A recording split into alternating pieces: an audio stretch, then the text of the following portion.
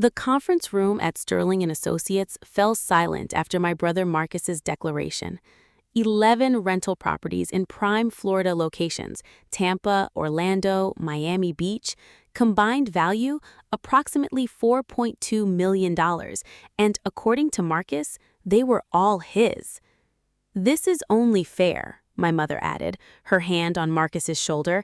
"He's been managing these properties since Grandpa died. He's earned this." My father nodded, looking uncomfortable but resigned.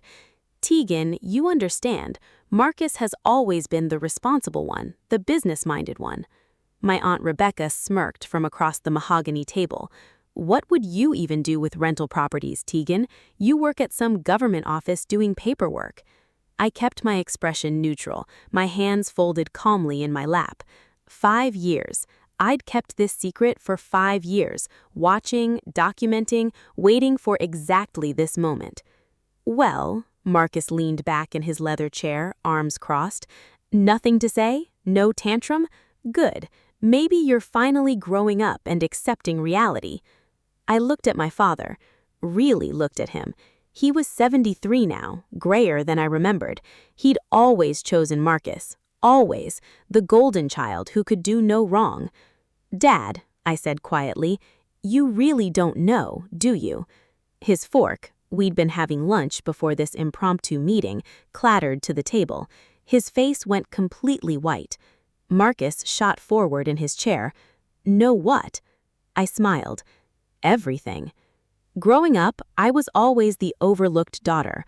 Marcus was 3 years older, charismatic, confident, the son who would carry on the family legacy. I was quiet, bookish, too sensitive, according to my mother. When I was 16, Grandpa Frank pulled me aside at Thanksgiving. "Tegan," he said, "you remind me of myself at your age, everyone underestimating you because you don't make noise." Grandpa Frank had built his real estate empire from nothing.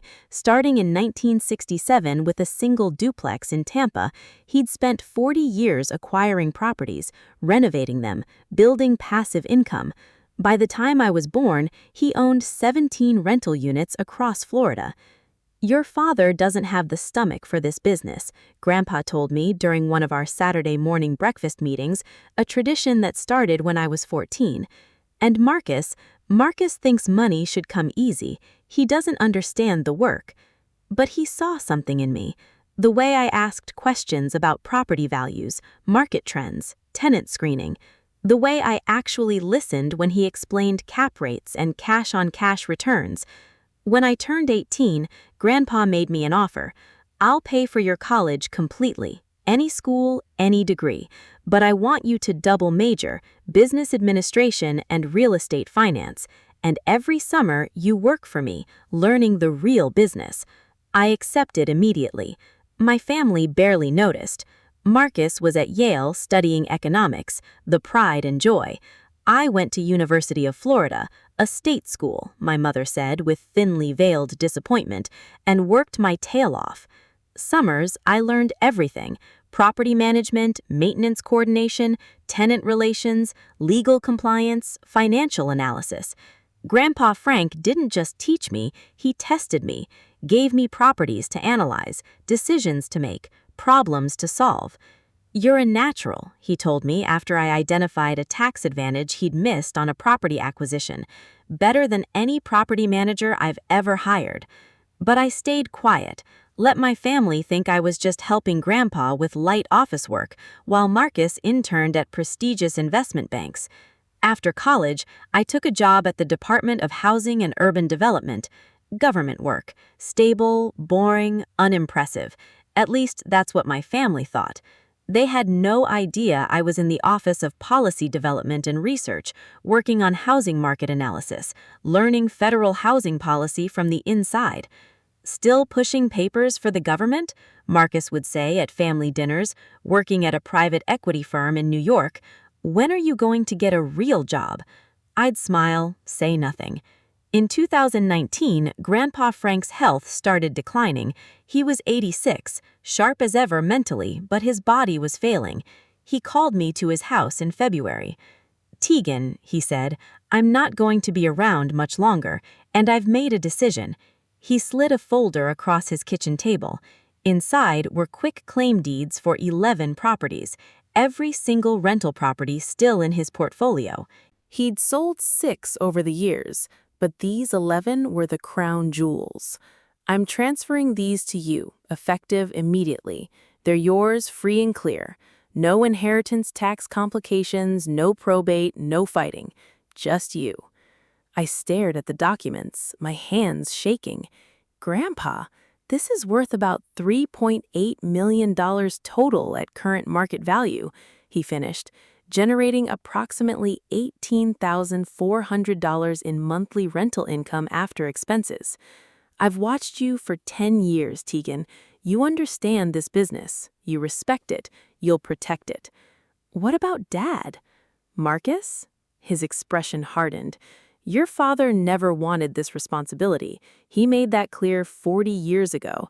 And Marcus, he shook his head, Marcus has been stealing from me. My stomach dropped. What? I let him take over management 3 years ago. Wanted to see what he'd do. He's been skimming, collecting rent in cash from certain tenants, pocketing it, reporting lower occupancy rates. I have documentation. He's stolen approximately $127,000 over 3 years. I felt sick. I haven't confronted him because I wanted to see how far he'd go, Grandpa continued, and I wanted to see if he'd come clean. He hasn't. So here's what's going to happen. You're going to take ownership of these properties. Marcus doesn't need to know. Let him keep managing them. Keep collecting your rent through the property management software. Document everything he does. One day, this will all come to light, and when it does, you'll be protected. We filed the deeds that week. Every single property transferred to me. Tegan Marie Caldwell, sole owner. County records, completely legal, completely binding. Grandpa Frank died 4 months later, in June 2019. At the funeral, Marcus played the grieving grandson perfectly. He taught me everything about business, he told mourners. He taught you nothing, I thought, and you stole from him while he was dying. For the next 5 years, I lived a double life. To my family, I was boring government employee Tegan. Sensible sedan, modest apartment, rarely traveling anywhere exciting. My mother would sigh about my wasted potential. Marcus would make jokes about my government salary. In reality, I was building an empire. Those 11 properties generated serious income. I kept Marcus as the nominal manager. He thought he was managing them for the estate pending distribution. He had no idea the estate had already been distributed. To me, I hired a forensic accountant to track every dollar Marcus touched, every skimmed payment, every falsified expense report, every tenant he charged under the table. The evidence folder grew thicker every month. The properties themselves I optimized ruthlessly. I refinanced 3 of them at lower interest rates, increasing monthly cash flow by $2,100. I renovated 2 others, increasing their rental value by 30%. I sold one property, a small duplex in a declining area, for $340,000 and used the proceeds to purchase a 4-unit building in an up-and-coming Tampa neighborhood for $425,000. My portfolio grew. By 2024, those 11 properties were now 12, worth approximately $5.1 million, generating $22,300 in monthly net income. But Marcus kept managing them, kept stealing. The forensic accountant's latest report showed $186,000 in documented theft over 5 years. In my HUD job, I excelled, promoted twice. By 2023, I was a senior policy analyst making $112,000 annually. My family thought that was my only income. They had no idea about the $267,600 in annual rental income, or the $890,000 in my investment accounts, or the $1.2 million in equity I'd built across my properties. I was, by any measure, a millionaire, a successful real estate investor, financially independent, and my family thought I was boring government worker who never amounted to much. I watched Marcus buy an $85,000 BMW, take vacations to Europe, move into a luxury apartment in Boca Raton, all funded partially by money he was stealing from me. Real estate is so lucrative, he'd brag at family dinners. The management fees alone are incredible. He wasn't earning management fees. He was committing embezzlement. My father would beam with pride. That's my son, always had a head for business. Mom would pat my hand sympathetically. Don't feel bad, Tegan. Not everyone is cut out for high achievement. I'd smile, nod, say nothing. My best friend Jasmine was the only person who knew the truth. How do you stand it? She asked after one particularly brutal family dinner where Marcus announced his massive success in real estate. Because I'm not hiding, I told her. I'm watching. Every dismissive comment, every insult, every assumption, it's all evidence of who they really are. And one day, they're going to face exactly what they've created. That day came in November 2024. My father called me on a Tuesday morning. His estate was settled 5 years ago, Dad. Not the properties. Those have been in limbo. Marcus has been managing them, but they need to be officially distributed. We've all discussed it, and we think the fair thing is for Marcus to inherit them. He's done all the work. I was silent for a long moment. Tegan, you understand, right? This is only fair. I'll be there Saturday, I said quietly. After I hung up, I called my attorney, David Chin. They're making their move. Finally, David said, I've had your documentation ready for 3 years. Every deed, every transfer record, every piece of evidence. Want me to attend? Not yet. Let me see how this plays out first. I called the forensic accountant next. Final report. Everything. I need it by Friday. Already done, she said. Total documented theft, $186,340 over 5 years. Want me to hand deliver it? Please. Then I did something I hadn't done in 5 years. I called my father back. Dad, one question. Did Grandpa Frank transfer those properties before he died? Long silence. What are you talking about? Never mind. See you Saturday. He didn't know. None of them knew. This was going to be spectacular. Saturday morning, I dressed carefully. Simple black pantsuit, minimal jewelry, professional but understated. The same way I dressed to every family event for 5 years. I arrived at Sterling & Associates 15 minutes early. The law firm occupied the top floor of a downtown Tampa high-rise. Expensive. Marcus must have chosen it for the optics. My mother, father, Marcus and Rebecca, and Uncle Tom were already in the conference room. Marcus sat at the head of the table like he owned the place. Tegan, Mom said, surprised, you're early. Wouldn't miss this, I said, taking a seat near the door. Marcus smirked. Good. Glad you're being mature about this. At exactly 10 a.m., a lawyer I didn't recognize entered. Good morning, everyone. I'm James Sterling. Marcus asked me to facilitate this family meeting regarding the distribution of Frank Caldwell's rental properties. Thank you for coming, everyone, Marcus began, standing like he was giving a presentation. As you know, I've been managing Grandpa's 11 rental properties for the past 5 years. It's been a lot of work, but I've done it out of love and respect for his legacy. My father nodded approvingly. These properties are worth approximately $4.2 million, Marcus continued. They generate significant monthly income, and after much consideration, I believe, and I think you'll all agree, that the fair thing is for me to inherit them. Marcus has earned it, Mom said immediately. Aunt Rebecca nodded. He's been doing all the work. I sat quietly, watching. Any objections? Marcus looked directly at me. I smiled. Just one question first, if that's okay. Marcus looked annoyed, but nodded. Sure. Dad, I turned to my father, before we go any further, I need to ask you something directly. Did Grandpa Frank ever discuss his estate plans with you, specifically regarding the properties? Dad shifted uncomfortably. He said he was handling it. Why? And did you ever check the county property records after he died? Why would I?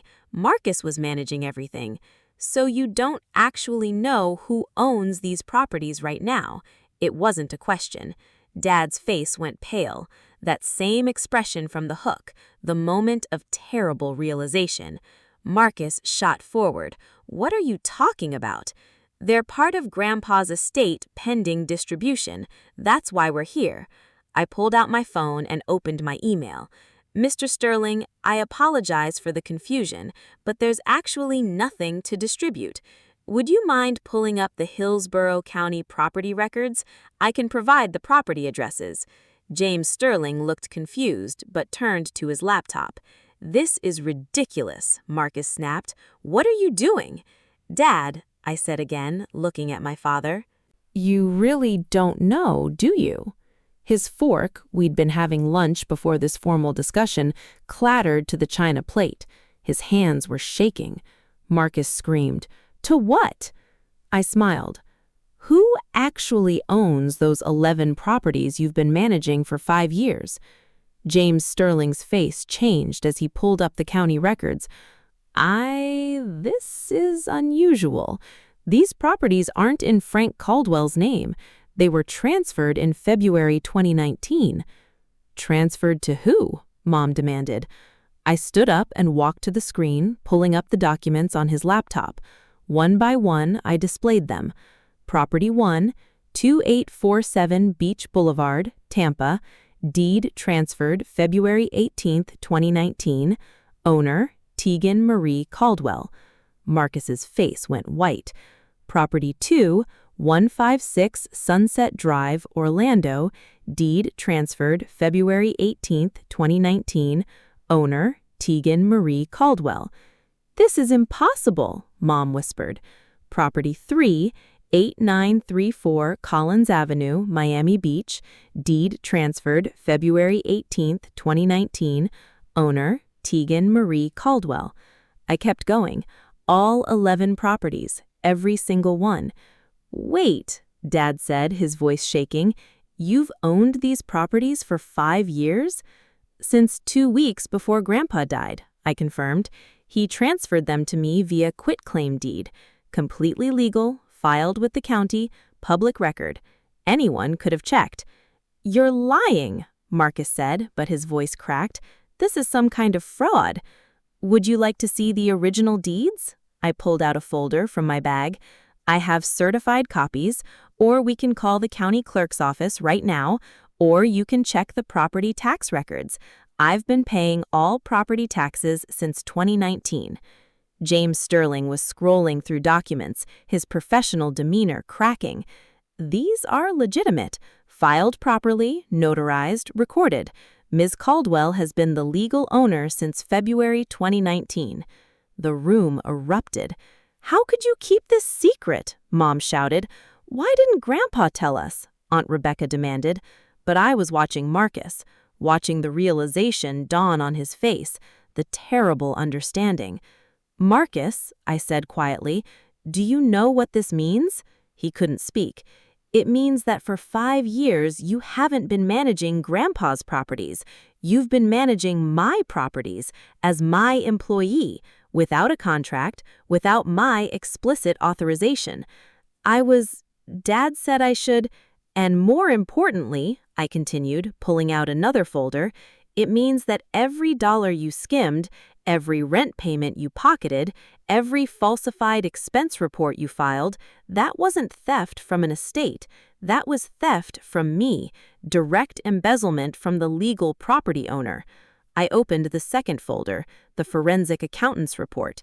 This is a complete financial analysis of every transaction you've made over 5 years, conducted by Morrison and Associates, a licensed forensic accounting firm. I started reading.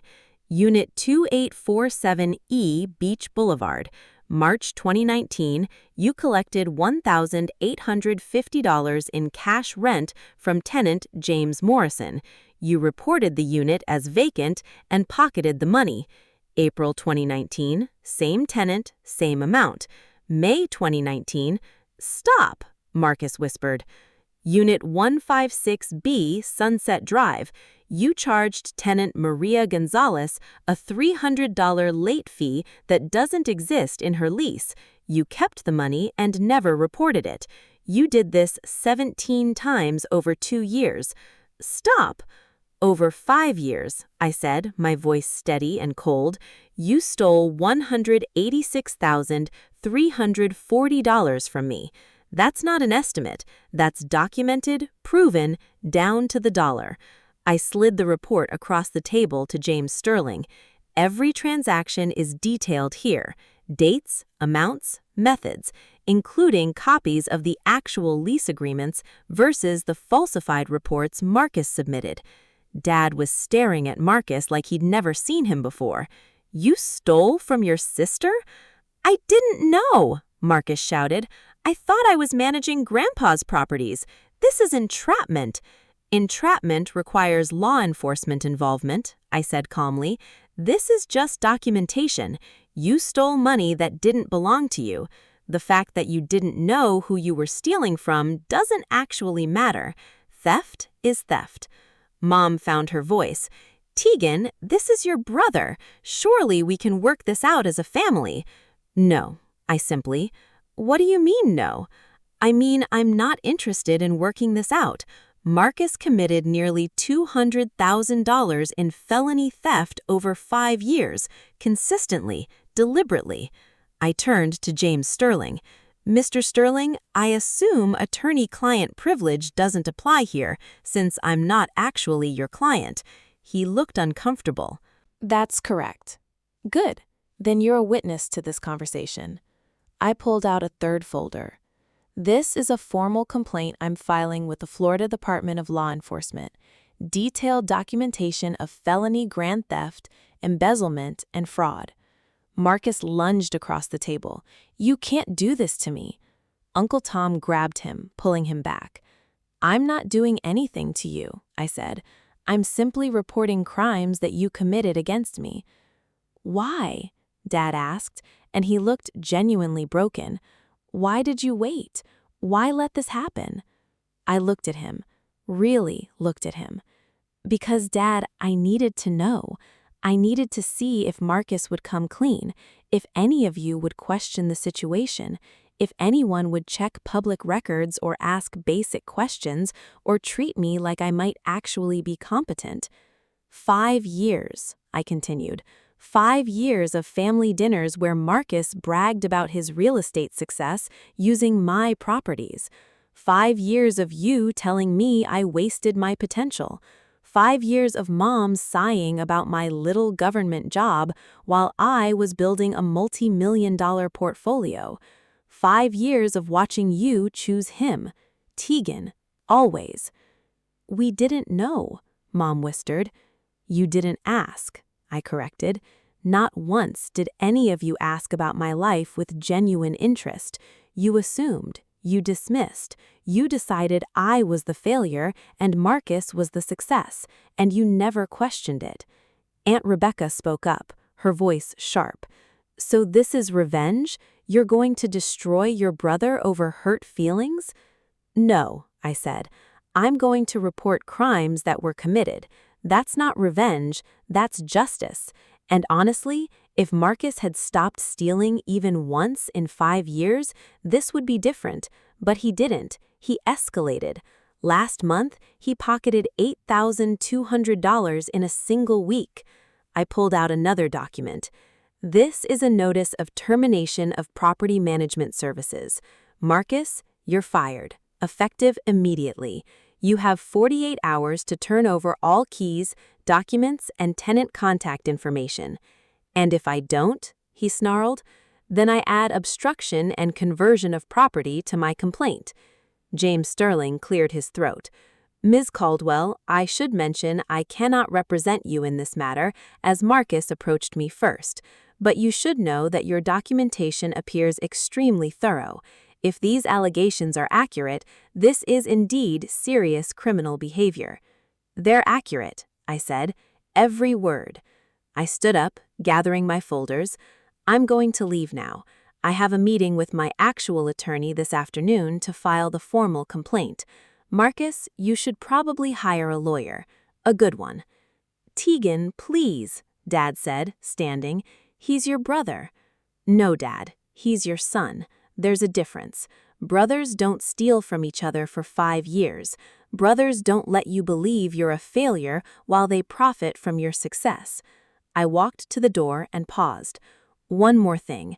Those properties, they're worth $5.1 million now, not $4.2 million, because over 5 years, I refinanced them, renovated them, and acquired one additional unit.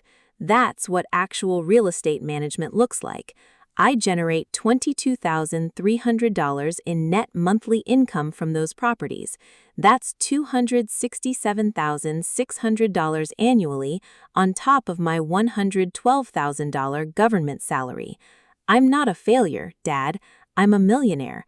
I've been one for 3 years. You just never bothered to notice. Mom started crying, real tears. Goodbye, I said. I'm sure we'll see each other in court.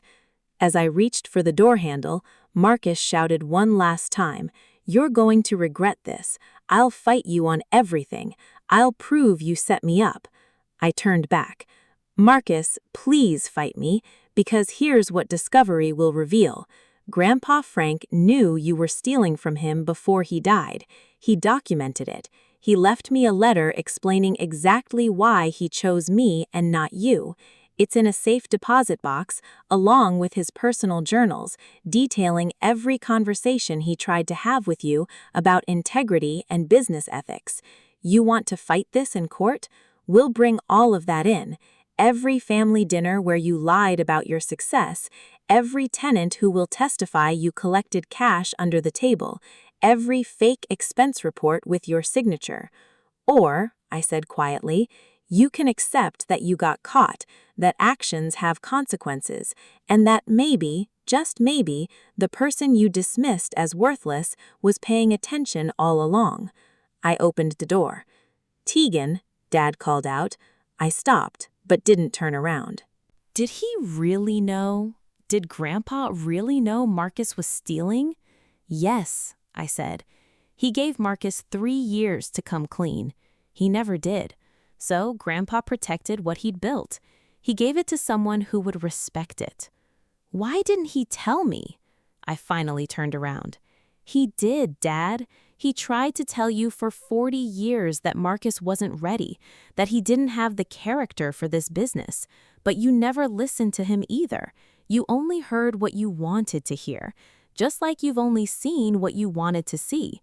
The successful son, the disappointing daughter. You built that story so completely that you never questioned it, even when the evidence was public record. I walked out.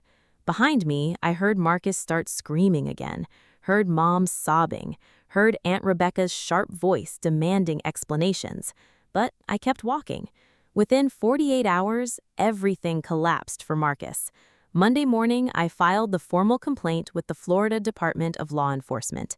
By Tuesday afternoon, 2 detectives showed up at Marcus's luxury apartment. He called me screaming. "They're treating me like a criminal." "You are a criminal," I said calmly. "You stole $186,340. That's multiple counts of felony grand theft. I'll pay it back. I'll pay double. Just drop the complaint." That's not how this works, Marcus. You can't just pay your way out of felony charges. Wednesday, the story hit local real estate industry newsletters. Property manager accused of massive embezzlement scheme.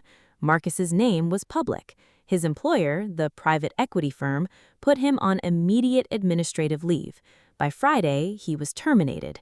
His landlord called him about the lease on his luxury apartment. Turns out expensive places don't like tenants under criminal investigation. Mom called me Thursday night crying. "Please, Tegan, he's your brother. He made mistakes, but he's family." He made $186,340 worth of mistakes, I corrected, over 5 years. That's not a mistake, Mom. That's a pattern of deliberate criminal behavior. We'll pay you back, every penny. With what money? I asked. Your retirement accounts? Dad's pension? That wouldn't even cover half of what Marcus stole, and it still wouldn't erase the crimes. You're destroying your family over money. No, I said. Marcus destroyed this family when he chose to steal from his dying grandfather and then from his sister. I'm just refusing to be silent about it anymore. She hung up on me. Dad tried a different approach. He showed up at my apartment Saturday morning. Tegan, I need you to understand something, he said, looking older than I'd ever seen him. I failed you. I see that now. I chose Marcus over and over, and I was wrong. I said nothing.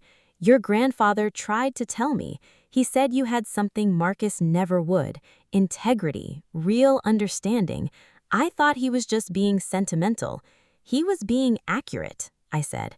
I'm asking you, not for Marcus, but for me, is there any way to make this right? I considered his question. Dad, Marcus stole money for 5 years. He bragged about his success using my properties. He called me a failure while profiting from my assets. And not once did he feel guilty enough to stop. Even now, he's not sorry he did it. He's sorry he got caught. What do you want me to say? I want you to understand that this isn't about revenge or hurt feelings. It's about consequences. Marcus committed crimes, serious crimes, and if I drop the complaint, what does that teach him? That he can do whatever he wants as long as he's caught? That family means no accountability? Dad closed his eyes. No. For 5 years, you all treated me like I was less than, like I was the family disappointment. And you know what? I proved you wrong every single day. I built wealth. I built success.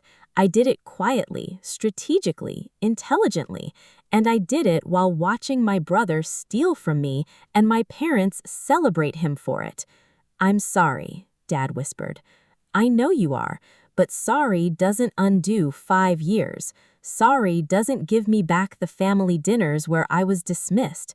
Sorry doesn't erase Marcus's crimes. So there's nothing I can do? You can support Marcus through his legal consequences, I said. You can finally hold him accountable. You can stop making excuses for him and let him face his own creations. That's what he actually needs. Dad left without another word. 6 months later, Marcus accepted a plea deal. 5 counts of felony grand theft, reduced from the original 14 counts. 3 years probation, $186,340 in restitution, 200 hours community service, and a permanent criminal record. His legal career was over. His real estate aspirations were finished. His luxury lifestyle collapsed. He moved back in with my parents. I didn't attend the sentencing hearing. My attorney represented my interests. The judge ordered monthly restitution payments of $1,500 for the next 10 years plus interest. The money doesn't matter anymore. I have plenty of money. What matters is that Marcus finally faced consequences. Real consequences. The kind that don't disappear because you're the golden child. My parents and I have limited contact now. Holiday cards, brief phone calls. We're polite, distant, careful.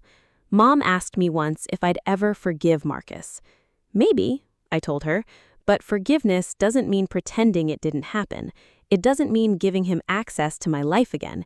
It just means I'm not carrying anger about it anymore. Are you angry? She asked. No, I said honestly. I'm just done. My real family, Jasmine, my mentors from HUD, the business partners I've developed over the years, they threw me a celebration dinner when the legal case closed. To Tegan, Jasmine toasted, who proved that quiet strength beats loud arrogance every single time. I've expanded my portfolio since then, 14 properties now, worth $6.3 million, generating over $30,000 in monthly income. I left HUD to manage my investments full-time. Last month, I received a LinkedIn message from Marcus. Just 2 sentences. You were right about everything. I'm sorry for who I was. I didn't respond. Some people think that makes me cold, unforgiving, harsh. But here's what they don't understand. I gave Marcus 5 years. 5 years to stop stealing. 5 years to come clean. 5 years to show character. He never did. I gave my parents countless opportunities to see me, really see me, not just their assumptions. They never did. I didn't destroy my family. I simply stopped protecting them from the consequences of their own choices. 3 weeks ago, I received a handwritten letter from my father, no return address, just forwarded through my attorney. Tegan, it read, I've been thinking about what you said, about really seeing you. I went back and checked some things. Your college transcripts. You graduated summa laude. I never even asked. Your HUD promotions. You were being recruited by private firms the whole time and chose to stay. I never knew. The properties. I pulled the county records finally. You didn't just maintain them, you improved them, optimized them, built something real. I'm ashamed that it took a criminal investigation for me to see my own daughter. I don't expect forgiveness. I don't deserve it, but I want you to know I see you now, and I'm in awe of what you've built, not just the properties or the wealth, your integrity, your strength, your ability to stay true to yourself even when everyone around you told you that you were less than. Your grandfather was right about you, about everything. I'm just sorry I couldn't see it while he was alive to know I finally understood. You don't have to respond to this. I just needed you to know. I'm proud of you. I should have said it 1,000 times before. I'm saying it now. I'm proud of you, Tegan. I keep that letter in my desk drawer. I haven't responded to it. Maybe I will someday. Maybe I won't. But either way, I know this. I don't need his pride anymore. I don't need his approval or his recognition or his belief in me, because I built something real. Not through being the loudest voice in the room, or the most confident, or the most celebrated. I built it through patience, strategy, integrity, and the quiet understanding that success isn't about proving yourself to people who refuse to see you. It's about building something so undeniable that even in their blindness, they eventually have to acknowledge it exists. At the inheritance meeting, my brother claimed all 11 properties. He screamed, "Know what?" Now he knows. The whole family knows. I wasn't hiding my success. I was protecting it. And in the end, that protection was the smartest investment I ever made.